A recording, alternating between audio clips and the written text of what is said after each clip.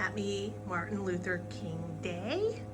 It's very cold in Chicago, but it's sunny today, and I'm going to take advantage of this holiday to water my orchids and give a blooming update, as well as an update of what I'll be doing. As some of you know, I am a associate judge in the Chicago Judging Center, and next week is our first show of the I guess winter season. It's in Minneapolis, and if you haven't heard on the news, there's a lot of ice activity, such that the governor of Minnesota has called out the Minnesota National Guard to protect people from ice.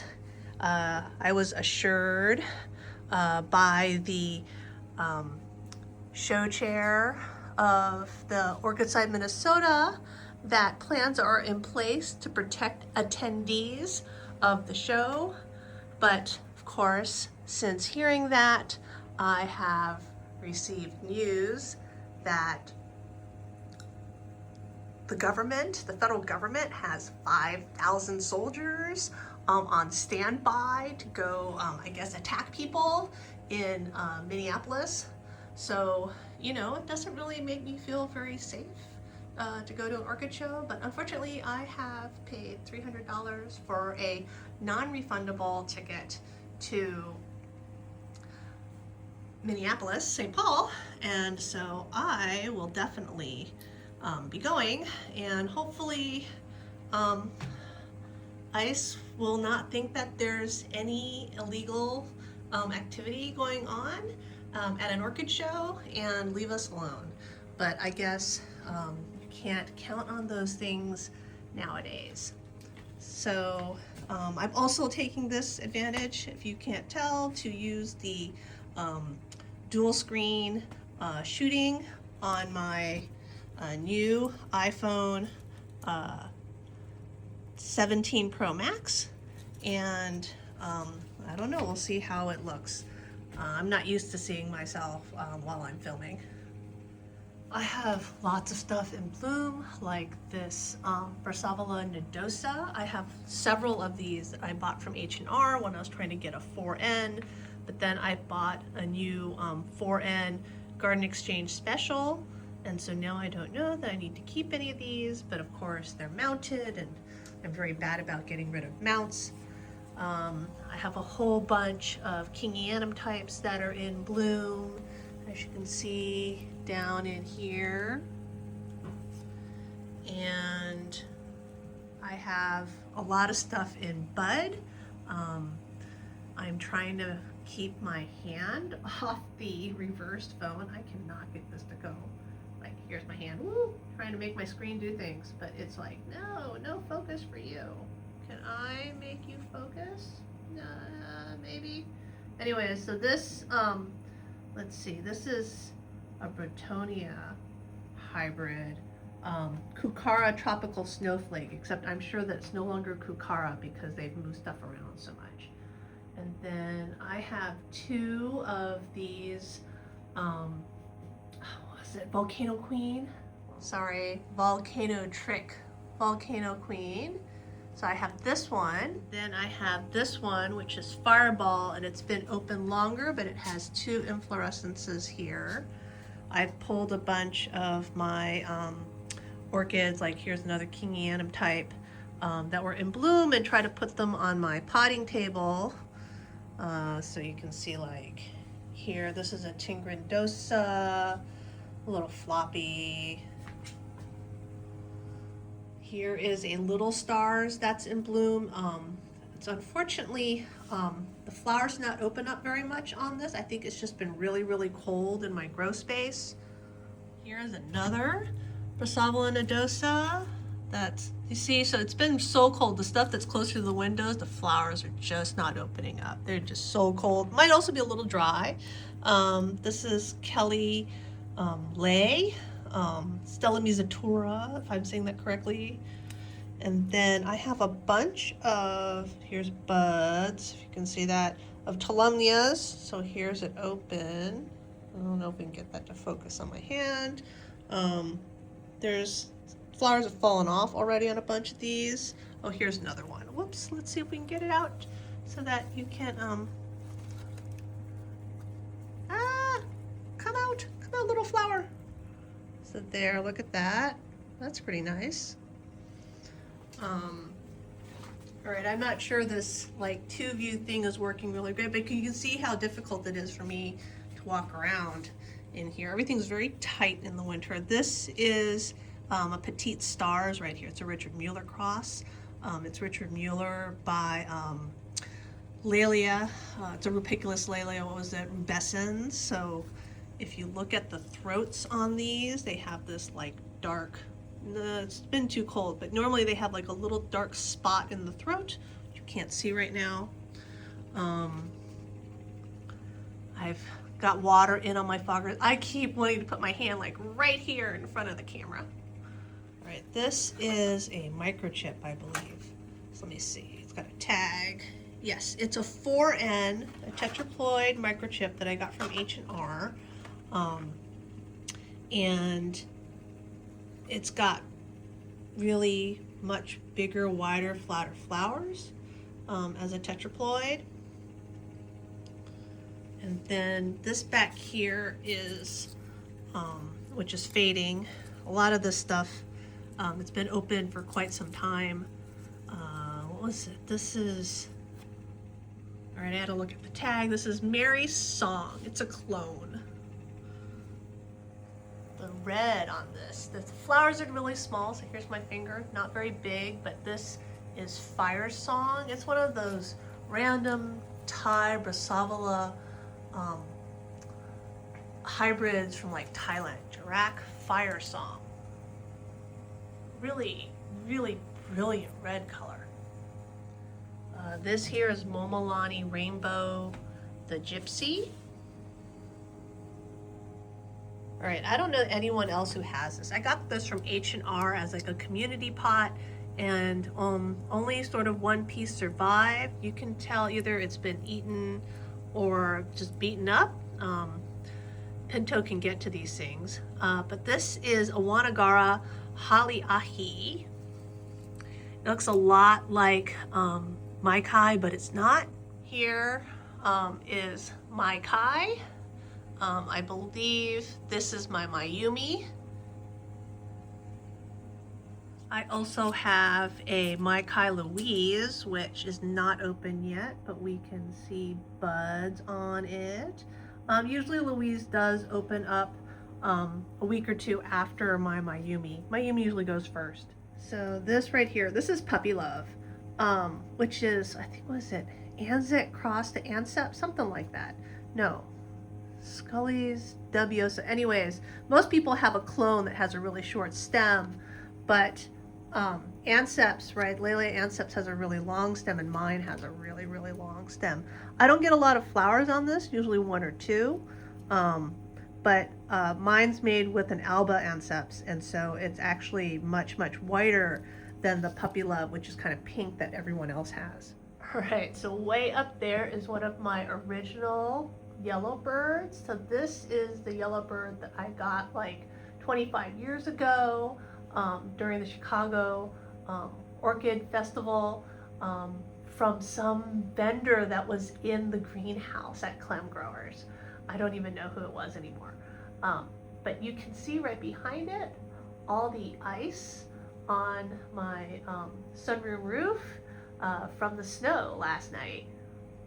And that greenery right there, that is all my Guatemalensis right there, which is of course gigantic in its 15-inch pot. So very exciting right here. We're gonna zoom in and you can just see an inflorescence for my speciosa. So I bought what was supposed to be a compact speciosa from Sunset Valley Orchids, maybe like 8 years ago. And of course I haven't grown it very well, so it's taken forever, and this is the first time it's put out a spike. So I'm excited to see this bloom. So if you like Latoria type Dendrobiums like I do, don't let them get dry. So this right here is a Roitoku Naga. I think it's from the after sale of the Chicago Botanic Garden, and they'll come from Hawaii in like a bark with large chunky perlite mix. And what I will tell you is that that's like not a great media for me. They get really, really dry. And once they get dry, this is what happens. They just die. So for Latoria type Dendrobiums, it's really, really important that you keep them moist all the time. So like this microchip, if you can tell, I have a fogger coming down right above it, and it drips into the moss on this to keep it moist. And that's really, really important for these Latoria types. I have a really bad, it took me a long time to learn that I really had to keep them wet all the time. And it's also important to keep them pretty warm. They really want to be warmer, and they don't want to winter rest. Okay, so right there, really small, is Maxillary variabilis. Let's see, there we go. You can see it. I like the zoom on this new iPhone.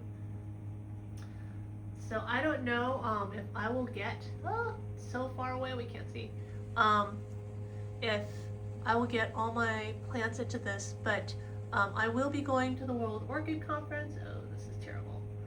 World Orchid Conference in Dresden, Germany, unless I guess the United States attacks Greenland and we're at war with Europe.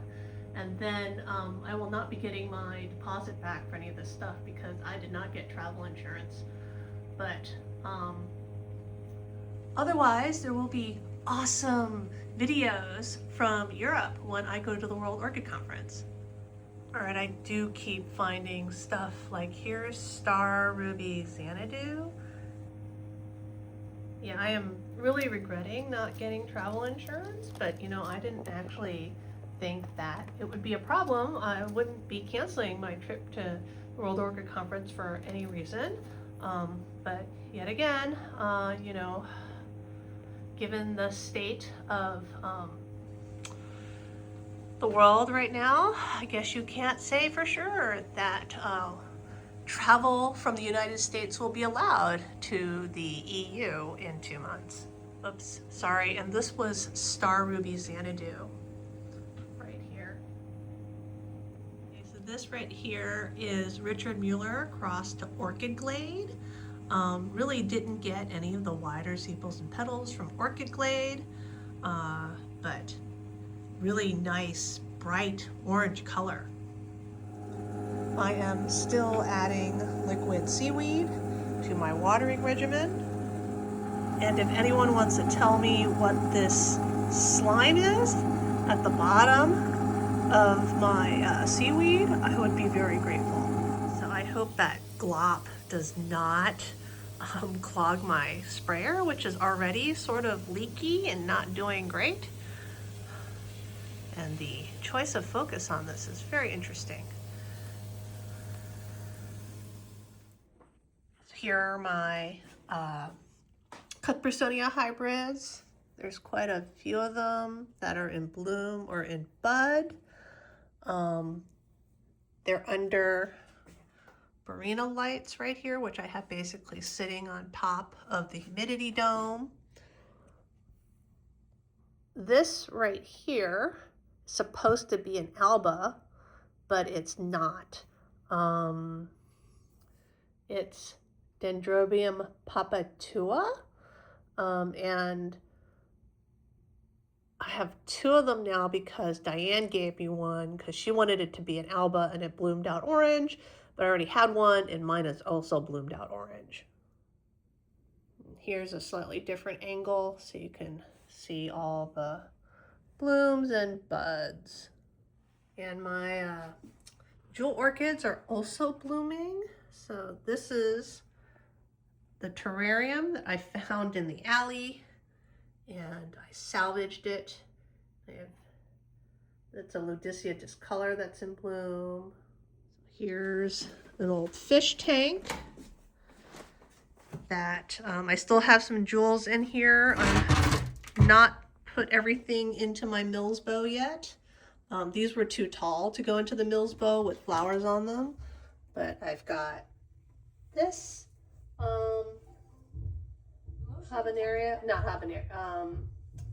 jewel orchid in bloom, and these right here. Their flowers are so weird.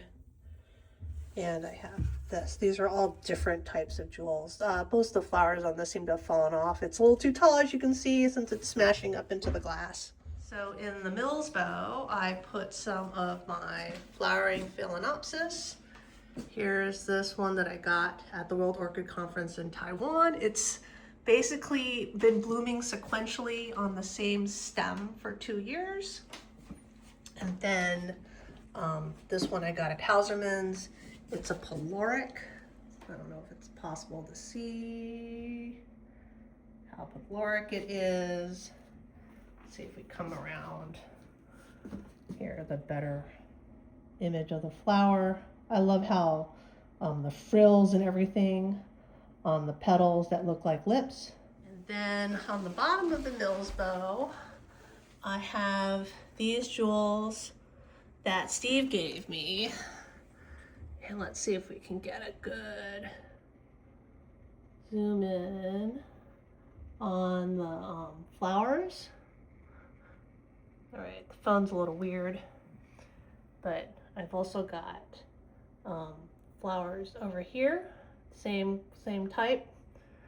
And you can tell they're a little too tall because they're also smashed up against the glass. Since my son has moved out, I have the spider farmer tent in his room where I have my Ionopsis that's blooming. And this Asconcentrum miniatum is blooming a second time, just a few flowers. Let's see what else I got. Oh, I got another microchip down in there. I like microchip. And then these, I don't know if we can see them. I got these Rhynchostylus at Hauserman's for Christmas. Haven't really been able to enjoy the flowers because it's just kind of too cold in the rest of the house, and I have them in here. But the cartoon's fading, but the red is still going strong. So